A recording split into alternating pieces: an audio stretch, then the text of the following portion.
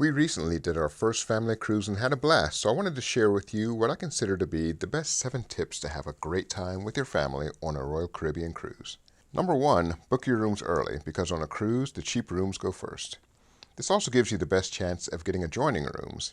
As a family, as long as your rooms are next to each other, even without a connecting inner door, you don't have to have an adult in every room, which is great news for mom and dad. Number 2, book interior rooms to save money. They are the cheapest since you don't have an ocean view, but guess what? The entire ship is an ocean view. Take a few steps out of your room, find the nearest open area, and enjoy the ocean view. We had 3 rooms on the 7th floor at the back of the ship, and I absolutely loved our location. We were able to walk out of our room and through a nearby door and be in a perfect spot to watch the nightly show at the Aqua Theater from a balcony. No matter where your room is, it's just a place to sleep, and the last place your kids are going to want to be during the cruise. Number 3, get an early check-in time. Check out my 1-minute video on the best way to do this, but get in early so you can start having fun before the crowds even get on the ship.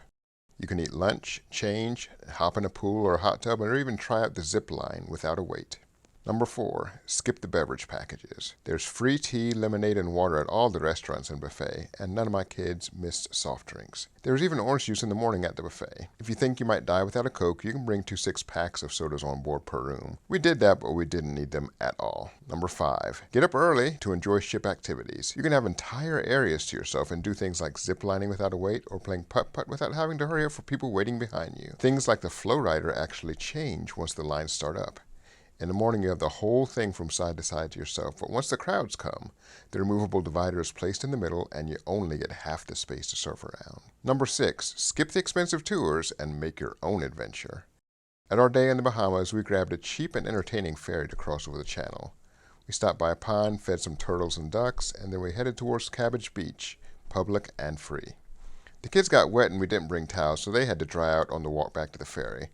Once back on the mainland, we took a walk to the straw market, got souvenirs, and headed back to the ship after a great day of cruise hair, don't care. Number 7, head out early for your perfect day adventure. You can grab the best seats on the beach, enjoy crowd-free areas in the morning, and beat the lunch crowds.